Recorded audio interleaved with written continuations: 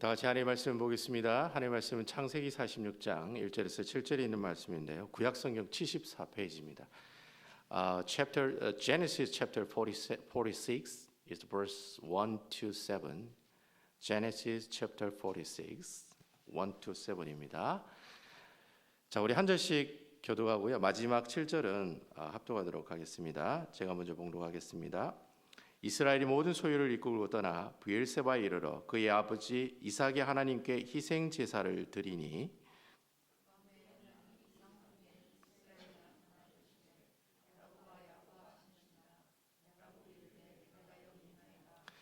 하나님이 이르시되 나는 하나님이라 내 아버지 하나님이니 애굽으로 내려가기를 두려워하지 말라 내가 거기로 너로 큰 민족을 이루게 하리라.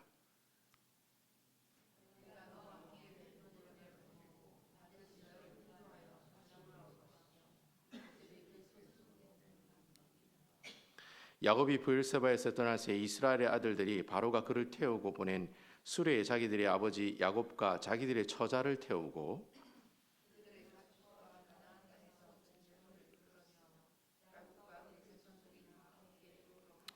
함께 하겠습니다. 이와 같이 야곱이 그 아들들과 손자들과 딸들과 손녀들 곧 그의 모든 자손을 데리고 애굽으로 갔더라. 아멘. 자, 오늘 본문에 있는 말씀을 가지고 하나님의 큰 그림이라는 제목으로 하나님의 말씀을 증거하겠습니다. 영어로 얘기하면 God's the big picture 뭐 이렇게 얘기해야 되네요. 예, 그렇게 표현이 될 것 같아요. 그래서 오늘 하나님의 큰 그림에 관한 그런 내용들을 여러분들과 함께 나눠보도록 하겠습니다. 오늘 보니까 그 마더스데이더라고요. 그래서 해피 마더스데이. 네. 뭐 드리는 건 없고 어쨌든 여러분 이 세상에 있는 모든 어머니들, 그 교회에 계신 어머니들 축복합니다. 하나님이 함께 하시고 하나님의 은혜가 임하는 모습이 있었으면 좋겠습니다.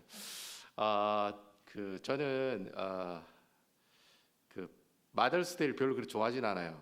저희 어머니가 제 설교를 한 번도 들은 적이 없기 때문에 그래서 같이 예배는 드려본 적은 있지만 제 설교를 들어보지는 못하셨어요. 그래서 그게 조금 안타깝고 그래서 마더스데이나 이런 어버이날 되면 좀 그 생각이 좀 많이 나요.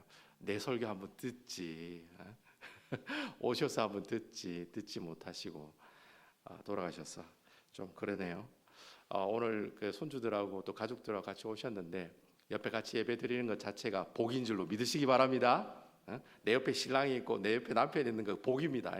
여러분 절대로 복이니까 꼭 기억하시고 항상 하나님께 감사하며 예배 자리에 나왔으면 좋겠다라고 하는 생각이 듭니다.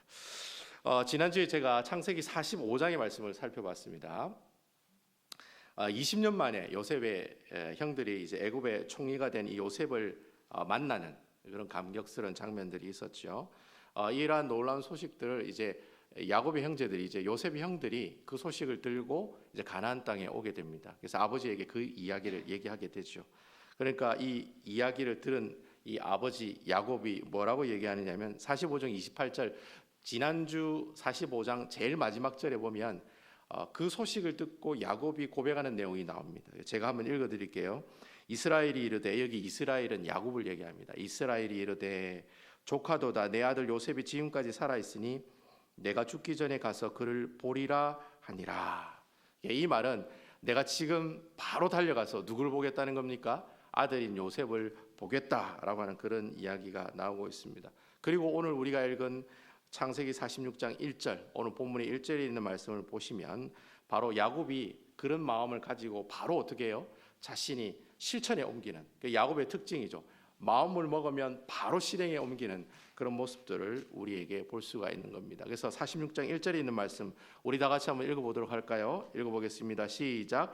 이스라엘이 모든 소유를 이끌고 떠나 브엘세바에 이르러 그의 아버지 이삭의 하나님께 희생 제사를 드리니.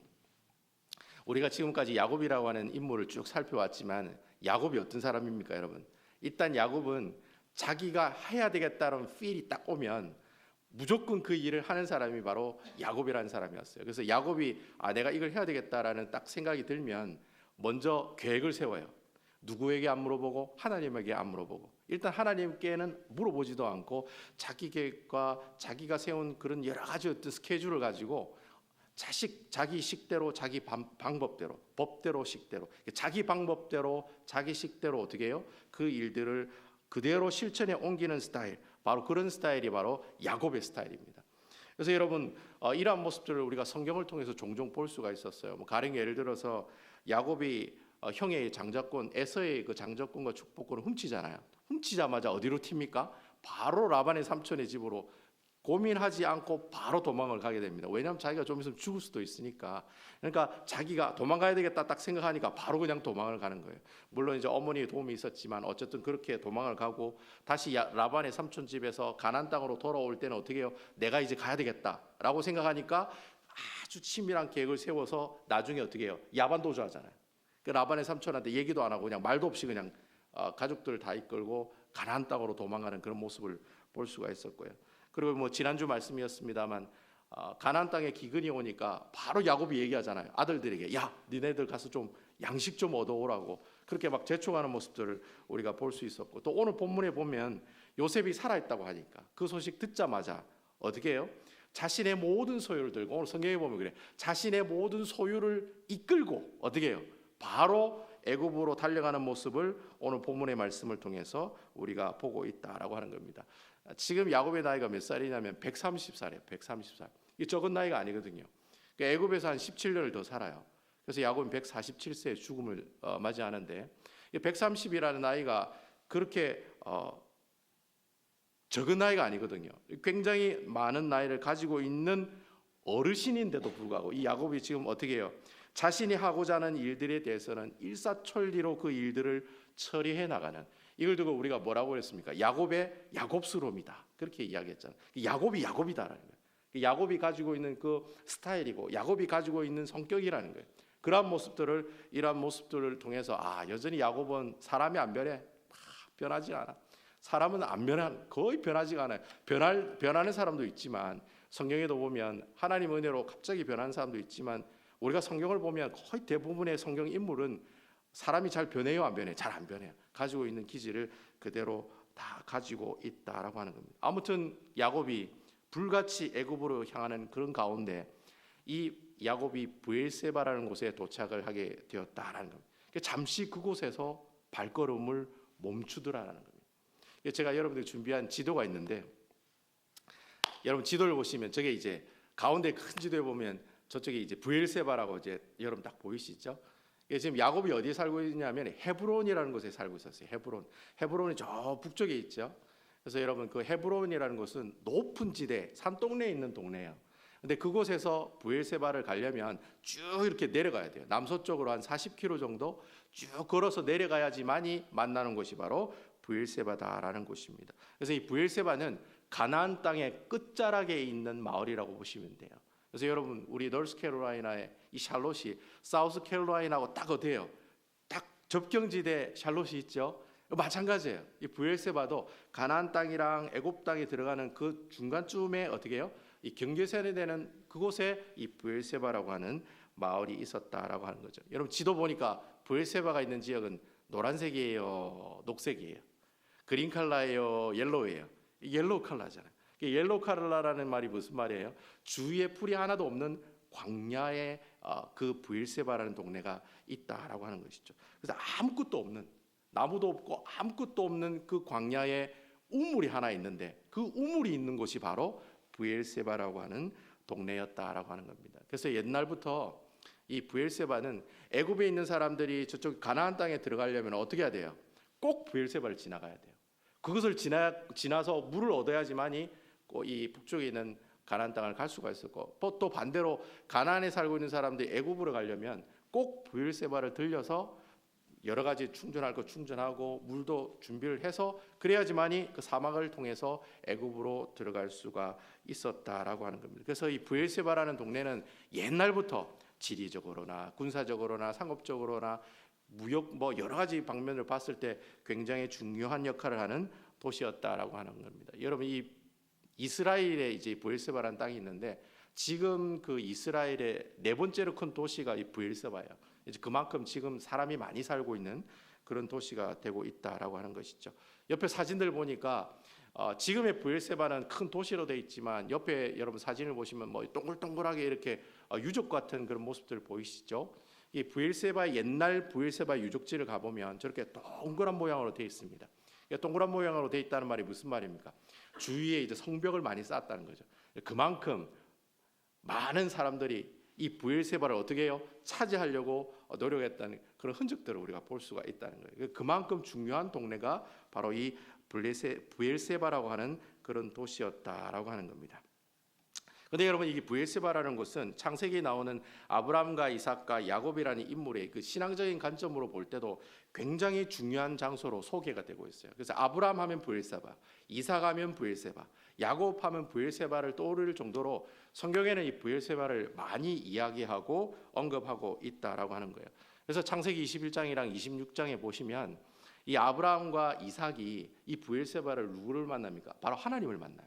그리고 그곳에서 하나님께 예배를 드렸다라고 하는 그런 기록이 있습니다. 그러니까 여러분, 오늘 46장 1절에 있는 말씀을 보면 이제 할아버지인 아브라함, 아버지인 이삭, 그리고 야곱이 그곳에 어떻게 해요? 할아버지와 아버지가 브엘세바에서 예배를 드렸던 것처럼 지금 이 야곱도 동일하게 하나님께 뭐 하고 있다는 겁니까? 이 브엘세바에 멈춘 이유가 바로 하나님께 예배를 드리기 위해서 브엘세바에 잠시 발을 머물게, 잠시 가족들이 다 머물게 되었다라고 하는 것이죠. 그래서 하나님, 이 야곱이 브엘세바에서 하나님께 예배를 드리는데, 근데 여러분, 우리가 이 야곱의 예배를 본문의 말씀을 통해 쭉 살펴보면 이전에 할아버지인 아브라함과 아버지인 이삭이 드린 예배의 패턴이랑 지금 야곱이 하나님께 드린 예배의 패턴이랑 조금 틀리다는 것을 우리가 발견할 수 있다라고 하는 거예요. 여러분, 아브라함과 이삭이 하나님께 예배를 드릴 때는 어떠한 일이 있을 때 예배를 드리냐면 어떤 큰 사건이 자기한테 있을 때, 어떤 큰 사고가 일어났을 때, 그래 그 사건과 사고 있고 난 다음에 하나님께 예배를 드리는 모습들이 나타났다는 거예요. 그래서 뭐 다른 예를 들어서 먼저 하나님을 만나고 어떤 사건과 어떤 여러 가지 사고를 통해서 먼저 하나님을 만나고 난 다음에, 그리고 난 다음에 감사하는 마음으로 하나님께 예배를 드렸더라. 이런 형태의 모습으로 이 아브라함과 이삭은 하나님께 예배를 드렸다는 거예요. 이게 한마디로 얘기하면 뭐 그렇게 표현될 수 있겠죠. 첫 만남 후 예배. 그런 형식으로 아브라함과 이삭은 하나님께 예배를 드렸다는 거죠. 그런데 오늘 본문의 말씀을 보면 야곱이 예배를 드리는 패턴이 이런 첫 만남 후 예배가 아니라 어때요? 브엘세바에 도착하자마자 하나님하고 만나는 거 뭐 그런 거 없이 가장 먼저 뭘 드립니까? 하나님께 예배를 드렸다는 거예요. 그 예배를 드리고 난 다음에 누굴 만나요? 하나님을 만나는 모습을 우리에게 보여주고 있다는 거예요. 그러니까 이 야곱의 예배는 선 만남 후 예배가 아니라 선 예배 후 만남의 모습으로 예배를 드리는 모습을 우리에게 보여주고 있다라는 거예요. 그럼 여기서 이제 제가 항상 성경을 읽을 때 쓰는 방법이 있죠. 질문을 던지는 거예요. 왜 아브라함과 이삭과 성경에 있는 이전의 야곱도 창세기 28장에 보면 하나님께 예배를 드릴 때 가장 먼저 하나님을 만나고 난 다음에 그 다음 그 베델에서 어떻게 해요? 하나님께 그 돌을 제단을 쌓아서 하나님께 예배를 드렸거든요. 야곱도 옛날에는 그렇게 했어요. 근데 오늘 이 말씀을 보면 야곱이 하나님께 먼저 그런 만남이 있고 난 다음에 예배를 드리는 것이 아니라 왜 하필이면 예배를 먼저 드리고 난 다음에 하나님과 만나는 모습이 있느냐라는 겁니다. 사실 여러분, 우리가 이거 생각해 보면 지금 야곱이 요셉을 만나러 가는 그 길은 기쁨의 길이요, 행복의 길입니까? 아니면 슬픔의 길입니까? 행복한 길이죠. 20년 만에 잃어버린 아들 요셉을 만나러 애굽에 가는 그 길이 얼마나 기뻤겠습니까? 그 기쁨이 있고 행복한 길이었을 거예요. 하지만 그 순간에 이 야곱은 그 이면에 숨겨진 또 다른 감정이 있었다는 거예요. 그 감정이 뭐냐? 그런 기쁨과 행복 감정 이외에 또 어떤 감정이 있었느냐? 바로 두려움이라고 하는 감정이 있었다라고 하는 겁니다. 사실 여러분, 이 야곱은 조상 대대로 애굽에 대한 트라우마를 가지고 있는 사람이었어요. 왜냐하면 여러분, 이 야곱의 할아버지인 아브라함이 창세기 12장에 보면 그 가나안 땅에 기근이 왔을 때 이 할아버지인 아브라함이 아무 생각 없이 가족들을 이끌고 어디로 갑니까? 애굽으로 가거든요. 하나님한테 묻지도 않고 따지지도 않고 자기 마음대로 그냥 가나안 땅을 떠나서 애굽으로 내려가요. 그 아브라함이 애굽으로 내려갔다 무슨 봉변을 당합니까? 자기 아내 사라를 바로 왕에 뺏길 뻔하잖아요. 그래 다시 돌아오잖아요. 그리고 여러분 이삭도 똑같아요. 아버지인 이삭도 똑같은 경험을 하게 됩니다. 가나안 땅에 또 기근이 와요. 그러니까 자녀들을 잃고 또 아무 생각 없이 애굽으로 내려가는 도중에 바로 그랄이라고 하는 지역에서 어떻게 그랄 왕이 자신의 아내인 리브가를 아내로 뺏으려고 하잖아요.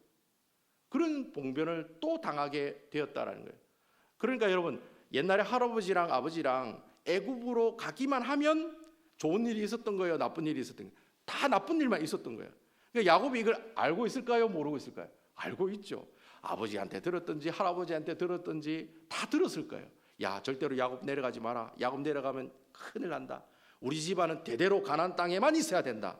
애굽 가기만 하면 하나님께서 어떻게 심판하시니까 절대 내려가면 안 된다. 라는 그런 이야기가 야곱 집안 안에도 다 있었을 거예요. 그러니까 야곱이 그것 때문에 어떻게 하는 거예요? 아, 하나님이 애굽에 가시는 것 자체를 싫어하시는데 내가 과연 이 브엘세바에서 내가 과연 지금 애굽으로 가는 게 맞나 안 맞나를 고민하는 거예요. 이거 정말 기뻐하실까? 내가 지금 애굽에 가면 혹시 하나님께 할아버지와 아버지처럼 그런 봉변을 당하지 않을까? 그런 고민을 하고 또 어떻게 해요? 불안한 마음을 가지고 있게 되었다라는 겁니다. 자, 그렇다면 야곱이 단순히 자기가 가지고 있는 그런 불안감들을 해소하기 위해서 옛날에 아버지 이삭이 할아버지 아브라함이 힘들 때마다 예배드리더라. 그걸 봤거든. 보면서 컸거든요. 그러니까 야곱이 나도 하나님 앞에 예배를 드리면 그냥 습관적으로 예배를 드리면 하나님께서 이 문제를 해결해 주지 않을까라는 생각으로 예배를 드렸다라고도 생각할 수 있다는 거예요. 그래서 여러분 우리가 오늘 본문에 나오는 1절 말씀을 그 1절 말씀만 보면 그가 브엘세바에 도착해서 하나님 앞에 예배를 드렸다라는 그 1절 말씀만 보면 우리가 어떻게 해요?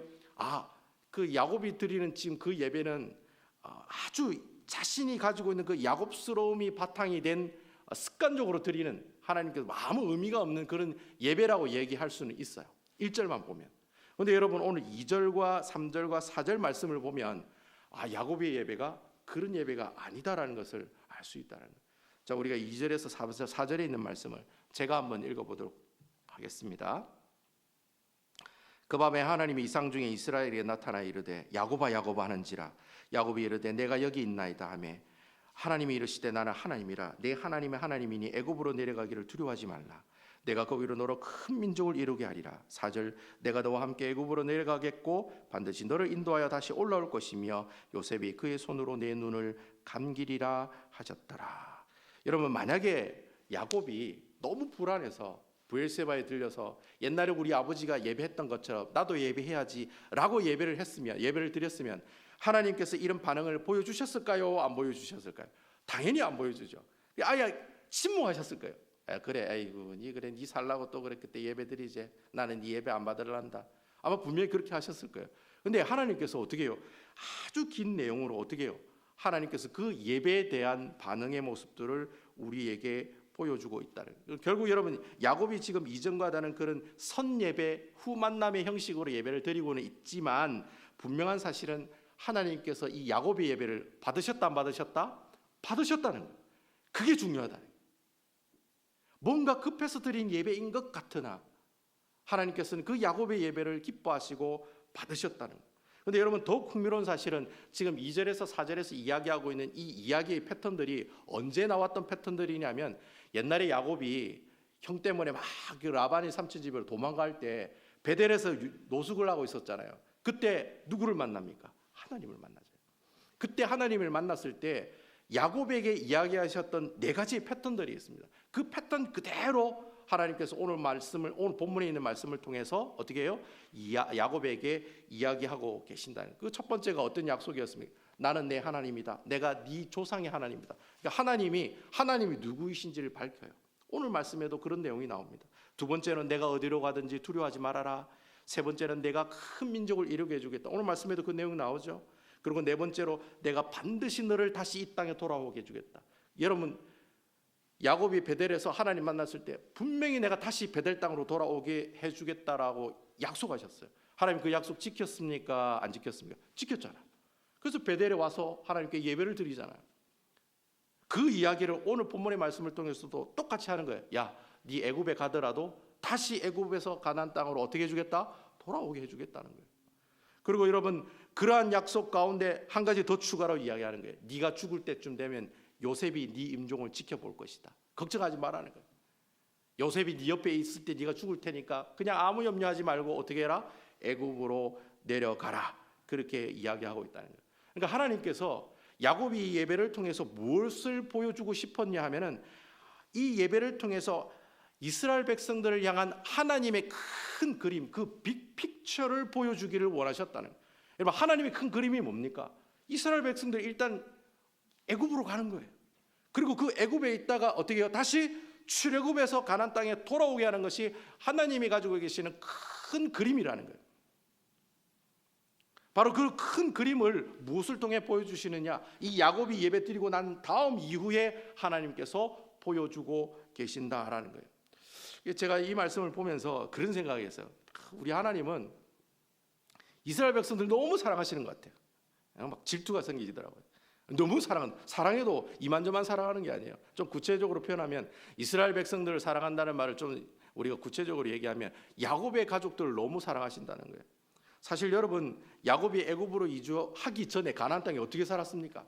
만약에 여러분 가나안 땅에 살고 있는 야곱의 아들들이 가족들이 하나님 앞에 정말 경건하게 잘 살았으면 뭐 그럴 수도 있겠다. 하나님이 충분히 사랑받을 만한 그런 행동을 했으니까 사랑받으면서 살 수 있겠다라고 생각하지만, 근데 실질적으로 우리가 성경에 나오는 야곱의 아들, 야곱의 가정들의 모습들을 보면 그 사람들이 잘 살았나요? 못 살았나요?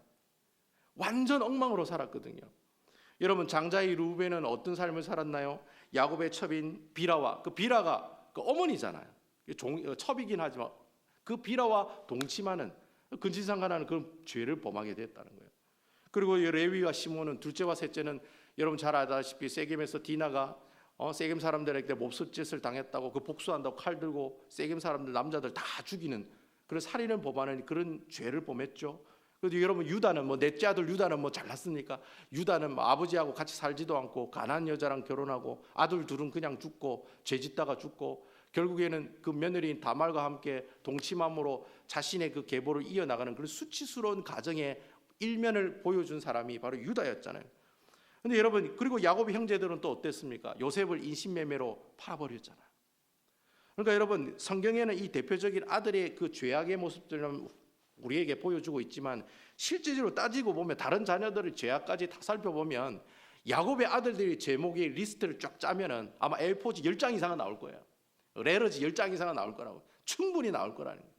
누구는 누구 무슨 죄를 짓고 누구는 무슨 죄를 짓고 이런 죄악의 모습들이 아마 굉장히 많이 기록되었을 거라는 거예요. 그래서 여러분, 이 야곱의 가족들이 만약에 가나안 땅에 계속해서 살고 있었다면 분명히 그 아들들은 하나님이 기뻐하시는 백성으로 살아가는 것이 아니라 어떻게 살아가겠어요? 가나안의 우상의 숭배를 하고 가나안 땅에 있는 우상을 숭배하고 또 가나안 땅에 있는 그 음란한 문화들을 어떻게 해요? 향유하면서 살아가는 타락한 백성으로 살아가는 그런 모습으로 살아갈 수밖에 없었다는 거예요. 근데 우리 하나님은 자신이 사랑하는 그 야곱의 가족들이 그렇게 살기를 원치 않으셨다는 거예요.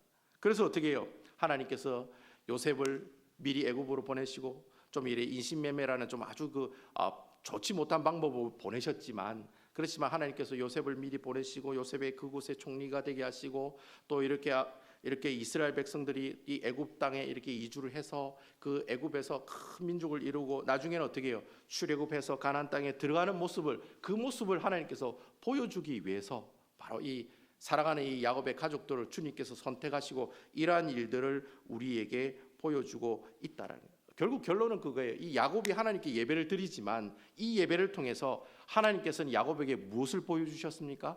하나님의 생각을 보여주신 거예요. 하나님의 뜻을 보여주신 거예요. 바로 하나님의 큰 그림을 보여주신 거예요. 네가 애굽 가는 게 맞아. 네가 애굽에 살다가 나중에 출애굽하는 게 맞아. 그리고 그 출애굽에서 가나안 땅에 다시 돌아오는 그러한 삶을 살아가는 것이 맞아. 바로 그 하나님의 그 마음들을, 하나님의 그 큰 그림들을 바로 이 예배를 통해서 하나님께서 보여주고 계신다는 거예요. 그럼 도대체 하나님께 드렸던 그 야곱의 예배는 도대체 어떤 예배였냐라는 거예요. 이것을 우리가 알기 위해서는 여러분 본문 1절에 보시면 희생제사라고 하는 단어가 나와요. 이 희생제사라는 이 단어를 보면 야곱이 어떤 예배를 드렸구나라는 것을 우리가 알 수 있다는 거예요. 크게 세 가지 패턴으로 하나님께 예배를 드리고 있다라고 하는 겁니다. 첫 번째가 야곱의 예배는 하나님께 감사하는 예배를 드리고 있다는 겁니다. 여러분, 이 희생 제사란 말이 히브리어로 뭐라고 얘기하냐면 제파흐라고 얘기하거든요. 이 제파흐는 뭐냐면은 그 레위기에 나오는 5가지 제사 중에 5가지 제사가 있어요. 변소에서 화목하면 소속돌이 화목한다 이래가지고 번제, 소제, 화목제, 속제제, 속건제 이렇게 그렇게 외워요. 성경 공부할 때 보면. 그리고 이 5가지 제사가 있는데 그 제사 중에 제파흐는 화목제를 이야기한다는 거예요. 근데 그 화목제의 가장 큰 그 화목제라고 하는 그 제사의 가장 기본적인 내용이 첫 번째 나오는 내용이 뭐냐면 바로 감사라고 하는 거예요. 그러니까 지금 이 야곱이 브엘세바에 급하게 하나님께 예배를 드리고 있지만 그 순간에도, 그 짧은 순간에도 야곱이 하나님께 뭐 하고 있습니까? 감사를 잊지 않는 그런 예배를 드리고 있다라고 하는 겁니다. 여러분, 죽었던 요셉이 20년이 지난 다음에 살아있다는 소식 들었으니까 얼마나 감사가 나오겠어요? 그렇잖아요, 여러분.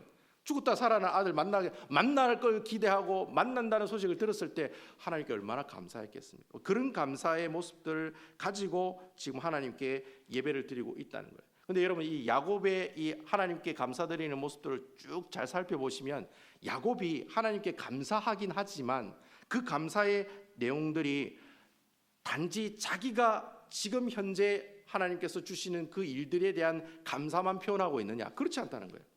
여러분, 이 야곱의 이 감사의 내용들을 보면, 이 야곱의 이 예배를 보면 이 야곱의 감사는 과거에 있었던 일들에 대한 감사와 지금 내가 있었던 일들에 대한 감사와 그리고 앞으로 앞으로 일어날 일들에 대한 그런 감사의 내용이 다 포함되고 있는 그런 감사의 모습들을 우리에게 보여주고 있다라는. 그러니까 여러분, 이 야곱의 예배의 이 감사는 단순히 과거와 현재만 이야기하는 그런 감사가 아니라 앞으로 일어날 것들에 대한 미리 감사의 모습들도 오늘 이 본문의 말씀을 통해서 우리에게 보여주고 있다라고 하는 겁니다. 저는 우리 남부교회 성도 여러분들이 매주일마다 이 예배 자리에 나올 때 앞으로 하나님이 주실 그 은혜 미리 감사하면서 예배 드리시는 여러분 되시기를 주님의 이름으로 축원드리겠습니다. 여러분, 예배 자리에 나오면 그냥 감사하는 거야. Thank you. I don't understand you speaking. 왜 잉글리시로 안 하고 왜 한국말로 해? 그래도 그냥 감사한 거예요. 아멘이죠? 그냥 내가 예배당에 왔다는 것 자체를 감사하는 거예요. Thank you God. 자가 무슨 얘기할지는 내가 오늘 잘 모르겠지만 일단 무조건 어떻게 해요? 오늘 내가 은혜 받는다 생각하고 지금 앉아 있는 거예요. 그러면 하나님께서 어떻게 해요? 하나님께서 이 귀한 이 예배를 통해서 감사거리를 하나님께서 우리에게 주신다는 거예요. 내 자녀들에 대해서 미리 감사하는 거예요. 내 자녀들이 지금 이렇게 살고 있지만 미리 감사합니다. 그놈이 큰 놈이 될 줄로 믿습니다. 그런 마음을 가지고 오늘 이곳에 나와서 예배를 드리는 거예요. 그리고 내 몸에 질병이 있어도 주님, 이 내가 가지고 있는 이 암덩어리 주께서 어떻게 할 줄로 믿습니다. 죽이든지 살든지 주님께서 하십시오. 그런 마음을 가지고 하나님 앞에 예배 드리러 나온다는 거예요. 그래서 여러분, 우리가 이렇게 예배 드리러 나올 때 우리의 가정과 우리의 기업과 우리의 교회를 향한 하나님의 그 역사하심을 미리 감사하면서 나온다면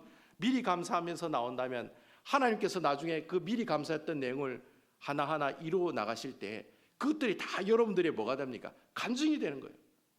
그게 간증이 되는 거예요. 그 간증을 통해 하나님께 영광을 돌리시는 여러분 되시기를 주님의 이름으로 축원을 드리겠습니다. 그리고 오늘 본문에 나오는 이 야곱의 두 번째 예배의 모습은 바로 이 야곱의 예배는 모든 사람들과 화평을 나누는 그런 예배가 되고 있다라고 하는 겁니다. 여러분, 5절과 6절에 있는 말씀 제가 한번 읽어보도록 할게요. 5절과 6절입니다. 야곱이 브엘사바에서 떠날 새 이스라엘의 아들들이 바로가 그를 태우고 보낸 수레에 자기들의 아버지 야곱과 자기들의 처자를 태우고 6절 그들의 가축과 가나안 땅에서 얻은 재물을 이끌어가며 야곱과 그의 자손들이 다 함께 애굽으로 갔더라. 여러분, 성경을 이미 많이 읽어보셔서 아시겠지만 여러분, 야곱의 가정이 제대로 된 집안이었습니까? 제대로 되지 않은 집안이었습니까? 아주 비정상적인 집안이었잖아요. 아들들이 아버지를 존경하지도 않고 아버지는 자식들을 부신해요.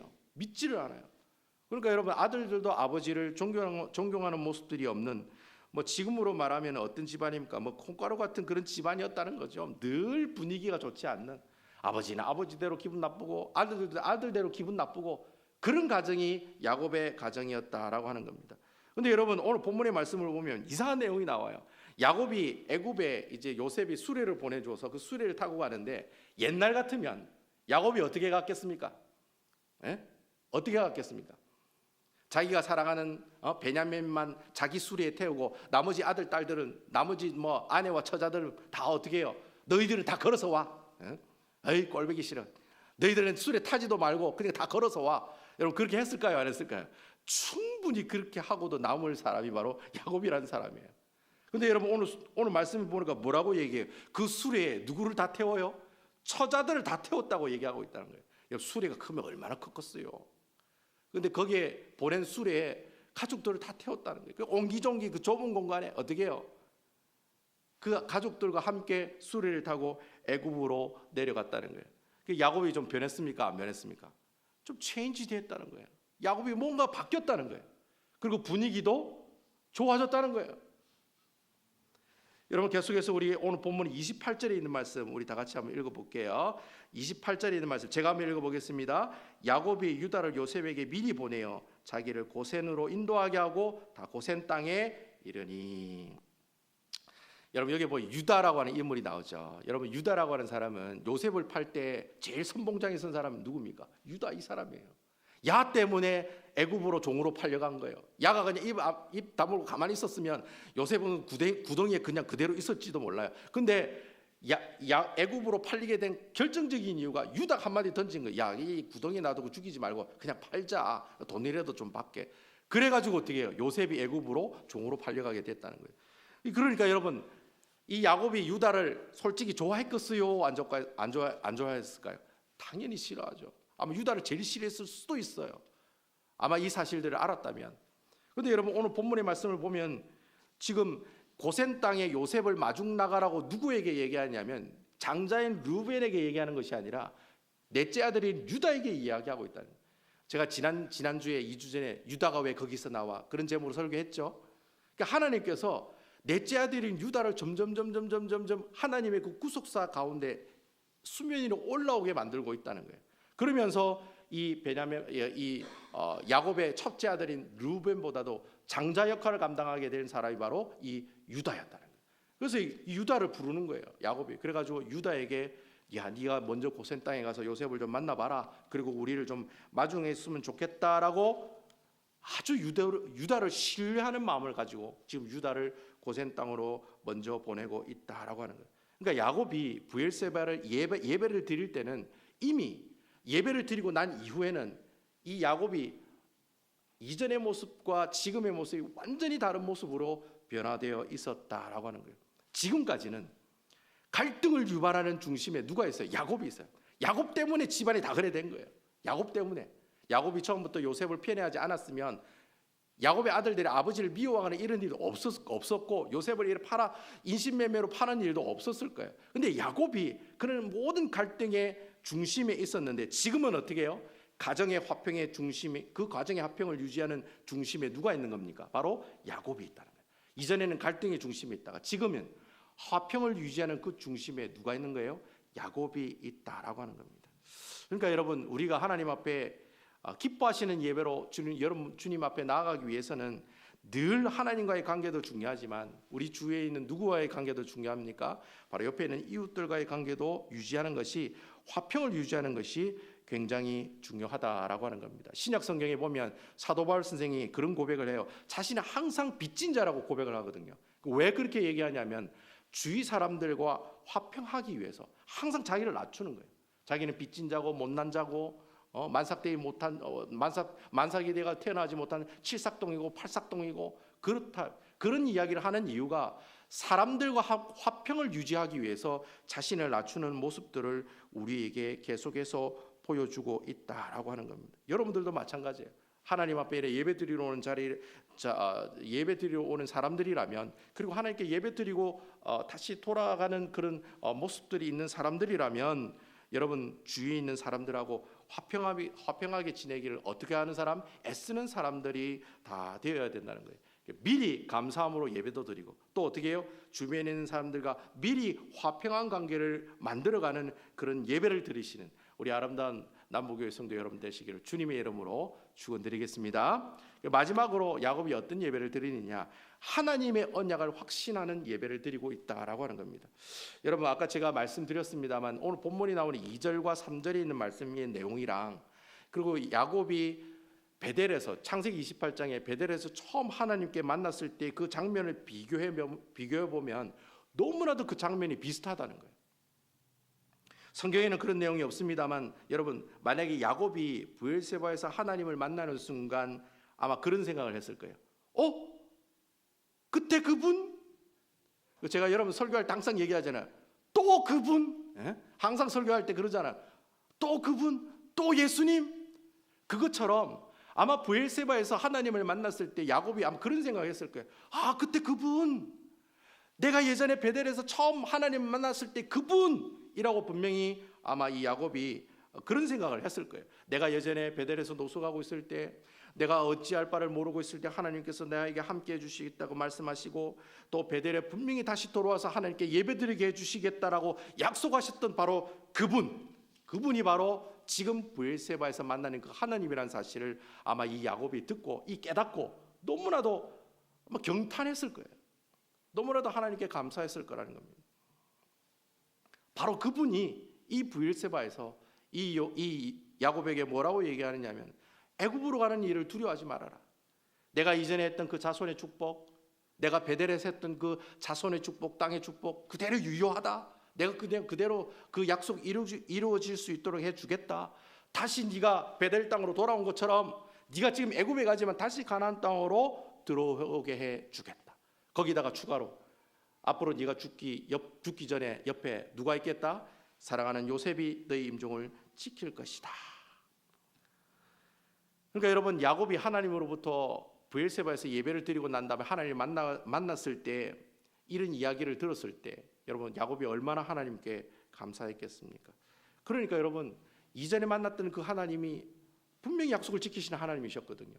그러니까 여러분, 이전에 애굽을 담대하게 가라고 이렇게 말씀하시니 여러분, 이 야곱이 애굽을 가는 그 발걸음은 가벼웠겠습니까? 무거웠겠습니까? 당연히 가볍고, 하나님의 약속이 확실하다 보니까 어떻게 해요? 하나님의 큰 그림을 자기가 이제 발견하다 보니까 그가 담대한 마음으로 어디를 가요?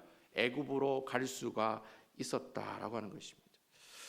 저는 여러분들이 야곱의 예배처럼 매주마다 선포되는 이 말씀을 통해서 여러분들의 심령 가운데에서 정말 하나님의 이 놀라운 약속들, 때로는 여러분들 함께 해주겠다, 걱정하지 말아라, 주님께서 일 해결해 주실 거라는 그런 놀라운 확신이 왔을 때, 그런 확신을 통해 하나님께 영광 돌리며 살아가는 귀한 여러분 되시기를 주님의 이름으로 축원드리겠습니다. 여러분, 브엘세바에 야곱이 도착했을 때 하나님 앞에 예배를 드렸습니다. 그리고 그 예배를 통해서 무엇을 보았습니까? 하나님의 큰 그림을 야곱이 보게 되었습니다. 하지만 야곱이 그 순간에 그런 기쁜 마음도 있었지만, 그런 두려워하는 마음들이 같이 공존하는 그런 가운데 있었지만, 그가 그런 기쁨과 두려워하는 마음을 가지고 하나님께 예배의 자리를 나갔을 때 어떻게 해요? 하나님께서는 그를 통해서 그에게 하나님은 귀한 위로와 담대한 모습들과 두려워하지 말라는 그 약속들을 이 야곱에게 이 예배를 통해서 하나님께서 어떻게 확신시켜 주시고 보여주시고 또 약속하시는 모습들을 우리가 볼 수 있었다라고 하는 것이죠. 야곱이 드린 예배처럼 저는 여러분들이 하나님께 감사하는 항상 예배를 드리고, 또 항상 화평을 회복하는 예배를 드리시고, 또 하나님의 주시는 그 귀한 언약을 확신하며 드리는 그런 예배자의 자리에 나가는 여러분들이 되었으면 좋겠습니다. 야곱의 예배는 미리 감사하는 예배예요. 그리고 미리 화평을 회복하는 그런 예배이고, 또 미리 하나님의 말씀을 확신해 나가는 그런 예배였다라고 하는 것입니다. 저는 우리 예배가 바로 이런 야곱의 예배가 되었으면 좋겠습니다. 지금 이 순간에 도저히 감사거리가 생각나지도 않고, 내가 예배 오기 전에 막 이런 일로 막 스트레스 받고, 이런 일로 자녀들하고 부딪히고, 이런 고민 때문에 내가 예배 오늘 가야 되나 말아야 되느냐, 그런 고민으로 이 자리에 나온 사람, 그런 분들도 계실 거예요. 그렇지만 여러분, 앞으로 하나님께서 내게 주실 그 하나님의 놀라운 은혜, 그냥 감사하는 여러분 되시기 바랍니다. 아멘이죠? 그리고 여러분, 비록 내가 갈등을 유발하는 사람이고 내가 어떤 공동체에 참 문제가 되는 사람이라 할지라도, 하나님께서 분명히 주시는 은혜를 통해서 내가 이제는 갈등의 중심에 있는 사람이 아니라 화평의 중심에 있는 사람으로 바꾸어 주실 것을 믿고 주님께 나간 여러분들이 되었으면 좋겠어요. 그리고 이 순간에 하나님의 말씀에 대한 확신은 없지만 하나님이 그 함께 하시겠다는 그 말씀이 믿어지지는 않지만 근데 일단 하나님의 말씀을 어떻게 하고 믿고 순종해 나가는 겁니다. 아멘이지요? 그렇게 하다 보면 하나님께서 이 야곱에게 주셨던 이 놀라운 축복이 누구의 축복이 되는 거예요? 여러분들의 축복이 되는 거예요. 여러분 야곱만 복 받으라고 이 말씀 주신 게 아니라는 거 여러분 잘 아시죠? 동일하게 여러분들에게도 야곱의 축복이 여러분들의 축복이 되고 나중에 요셉의 축복이 여러분들의 축복이 되고 나중에 이스라엘 백성들이 받는 축복들이 여러분들의 축복으로 나아가게 된다라고 하는 것입니다. 아무쪼록 여러분 한 주간 일주일 동안 살아가실 때 하나님의 말씀을 묵상하고 살아가실 때마다 미리 감사하시고 미리 감사하세요. 미리 화평하세요.